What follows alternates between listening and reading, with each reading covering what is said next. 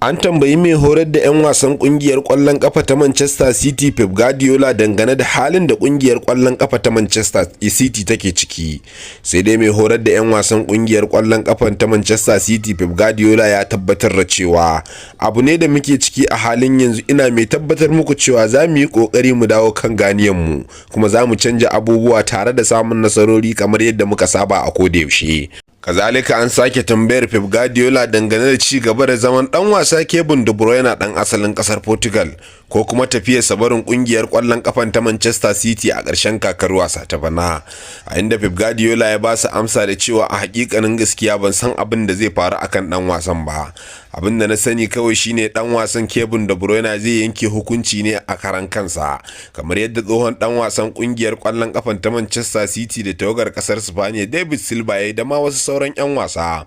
Amma idan hasashe na zai iya zama gaskiya akan wannan dan wasa Kevin De Bruyne shine, ina mai tabbatar da cewa dan wasan yana son kasancewa ya gama kwallonsa a kungiyar kwallon kafa ta Manchester City ne, ko a kungiya ko a wannan kasuwar musayar 'yan wasannin da zamu shiga ta karshen kakar wasa ta bana ko kuma karshen sabuwar kakar wasa. Amma zai iya kasancewa wasansa na karshe a kungiya shine a Manchester City, kamar yadda nake iya hasashe, kasancewarsa ya kasance babban dan wasa kuma kwararre tare da kungiyar kwallon kafan ta Manchester City, kamar yadda Guardiola ya bayyana. Dangane da rashin cin kwallaye kuma da aka tambayi mai horarwa Pep Guardiola ya bayyana cewa a karan kaina zan iya cewa rashin jefa kwallaye ba daga dan wasa Haaland bane. Idan da a ce a halin yanzu ba ma tare da dan wasa Haaland, za mu fi kasancewa a cikin damuwa da wahala. Dan wasa Haaland zai zira kwallaye 2 zuwa 3 a wasan nan gaba, kuma za ku tabbatar zan gaya muku kuma za ku gani domin yana yin hakan a koda yaushe. Shi ko dan wasa Kevin De Bruyne a karan kansa da aka tambaye shi dangane da ci gaba da zama a kungiyar kwallon kafa ta Manchester City ko kammala aikinsa a matsayinsa na dan wasa, ma'ana yin ritaya, sai ya bayyana cewa a gaskiya a halin yanzu ban san komai akan haka ba, sai dai zamu ga abin da lokaci zai yi. Na riga na aje komai a lokacin da na samu rauni, kuma na riga na ajiye komai a gefe ne. A halin yanzu gwamma in fara samun sauki, daga bisani komai zai biyo baya, kuma za mu ga abin da zai faru domin za mu yi tattaunawa ta musamman akan haka. Idan muka koma kungiyar kwallon kafa ta Barcelona kuwa, da farin muna ce dan wasan tsakiyar kungiyar kwallon kafan ta Barcelona tare da tawagar kasar Spaniya wato Pedri murnar karin shekara a yammacin jiya. Daga bisani kuma sai mu wuce batu akan dan wasa Lamine Yamal, kamar yadda mai horar da 'yan wasan kungiyar kwallon kafan ta Barcelona Hansi Flick ya bayyana cewa dan wasa Lamine Yamal ba zai fafata wasan da za su taka a gasar zakarin nahiyar Turai a yammacin yau Talata ba, amma dan wasan ya samu sauki kuma ya murmure yana matukar jin daɗi a halin yanzu. Sai dai ba za mu yi kasada da shi wajen sashi ya taka leda a wannan wasan ba, watakila zai iya dawowa a ranar Asabar a wasan da kungiyar kwallon kafa ta Barcelona za ta taka a gasar La Ligar kasar Spaniya, kamar yadda mai horarwar ya bayyana, tare da ba da tabbacin cewa watakila zai iya dawowa a benci amma ba zai fafata wasan ba, kamar yadda Hansi Flick din ya bayyana. A nan kuma dan wasa Jamal Musiala ne a wata tambaya da aka yi masa wane ne gwarzon dan wasan kwallon kafa a tarihi wanda ya kasance shine zaɓin sa, sai dai dan wasa Jamal Musiala ya bayyana cewa dan wasa Lionel Messi shine gunkin sa, kuma tun yana dan karami yana matukar son dan wasa Messi, tare da burge shi da yake da yadda ya zama abun kwaikwayon shi a koda yaushe. Kuma ya kara da tabbatar da cewa tun ina karami ina kallon dan wasa Lionel Messi tare da dan wasa Neymar a yayin da suke taka leda a matakin kungiyar kwallon kafa ta Barcelona. Kazalika dan wasa Lionel Messi da kuma dan wasa Neymar Jr sun shagaltar da ni sosai, domin sun kasance masoya na kwarai da gaske, kuma sun kawo farin ciki a yanayin kwallon kafa da yanayin yadda ake taka leda a wasanni. Wayannan yan wasa suna matukar nishadantar da al'umma, kamar yadda dan wasa Jamal Musiala ya bayyana. A nan kuma labari mai daɗi ga magoya bayan ƙungiyar ƙwallon ƙafa ta 'yan dagwai-dagwai samarin Arteta. Artetan ya tabbatar da cewa ɗan wasa Declan Rice ya murmure kuma ya dawo tsab domin ya dace da taka leda tare da ƙungiyar ƙwallon ƙafan ta Arsenal a halin yanzu. Arteta ya sake ba da tabbacin cewa ɗan wasa Declan Rice zai dawo domin taka leda tare da ƙungiyar ƙwallon ƙafa ta Sporting a gasar zakarin nahiyar Turai. Kasancewar ɗan wasan ya murmure kamar yadda Artetan ya yi wa magoya bayan Arsenal arbishir.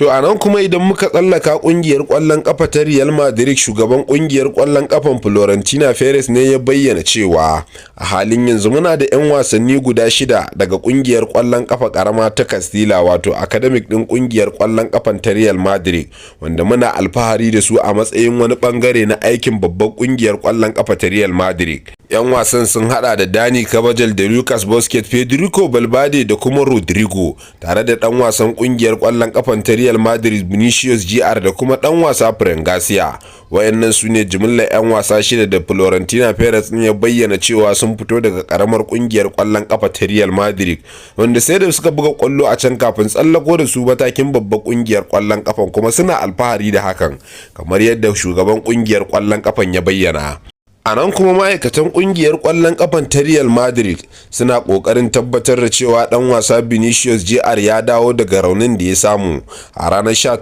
ga watan Disamban da zamu shiga idan Allah ya kai mu. Rahotanni dai sun bayyana cewa dan wasa Vinicius Jr ya samu rauni da zai shafe tsawon makonni 3 yana jinyar raunin da ya samu. Kazalika jerin 'yan wasan kungiyar kwallon kafa ta Real Madrid a halin yanzu da suke rauni. A matakin baya muna da dan wasa David Alaba tare da Militao da Dani Carvajal da kuma dan wasa Lucas Vazquez, yayin da a matakin tsakiya kuwa muke da dan wasa Tchouameni, shi ma kuma yana a matakin rauni. A matakin gurbin gaba kuwa akwai dan wasa Vinicius Jr da ya tafi rauni tare da dan wasa Rodrigo, wanda dukkaninsu suna matakin jinya kamar yadda Ancelotti ya bayyana, kuma wayannan sun kasance jigajigan jigon 'yan wasansa a matakin farko tare da kungiyar kwallon kafa ta Real Madrid. Sai dai dan wasa David Alaba tun a kakar da wasan da ta gabata dan wasan ya tafi rauni kuma har yanzu bai dawo ba, yayin da dan wasa Militao ya dawo aka fara da shi da Carvajal da dan wasa Tchouameni da Lucas Vazquez, dukkanin su a wannan kakar wasan suka fice. Tchouameni, dan wasa Vinicius da Rodrigo su ma a wannan matakin kakar wasan suka tafi. Sai da wani rahoto da yake bayyana cewa a gobe Real Madrid din za ta fafata wasa tare da kungiyar kwallon kafa ta Liverpool a gasar zakarin nahiyar Turai, kuma tuni aka bayyana cewa dan wasa Lucas Vazquez ya dawo kuma an gayyace shi domin fafata wannan wasa. Sai dai zai iya kasancewa a benci kuma a yi amfani da dan wasan tsakiyar kungiyar kwallon kafan ta Real Madrid Federico Valverde a bayan matakin gefe, kamar yadda Ancelotti ya bayyana a baya cewa idan ka cire dan wasa Carvajal da kuma Lucas Vazquez, dan wasa Federico Valverde yana ɗaya daga cikin manya-manyan 'yan wasan baya na gefe a duniya, kamar yadda mai horarwar Carlos Ancelotti ya bayyana. To a nan kuma rahotanni ne ya tabbatar da cewa kungiyar kwallon kafa ta Leicester City ta sallami mai horarwarta sakamakon ya fafata wasanni sama da 10 tare da yin rashin nasara guda 6 da yin kunnen doki, kuma wasanni guda 2 kawai ta samu nasara tun bayan fara kakar wasa ta bana. Rahotanni ya tabbatar da cewa Leicester City sun raba gari da mai horarwarsu, yayin da suka fara tuntuɓar mai horarwa mai rikon ƙwarya a kungiyar kwallon kafa ta Manchester United kafin zuwan Ruben Amorim, wato mai horarwa Ruud van Nistelrooy, wanda yanzu haka akwai yiwuwar za a tattauna domin ya dawo ya karbi kungiyar kwallon kafan ta Leicester a gasar Premier League ta kasar Ingila. Kasancewar Leicester sun yi gwagwarmaya tare da mai horar da 'yan wasan kungiyar kwallon kafa ta Chelsea a matakin Championship tare da samun nasarar lashe wannan gasa, kuma ya fito matakin Premier League din kasar Ingila sai dai ya canja sheka zuwa Chelsea. A halin yanzu kuma kungiyar kwallon kafan ta Leicester ba ta tabuka abin a zo a gani.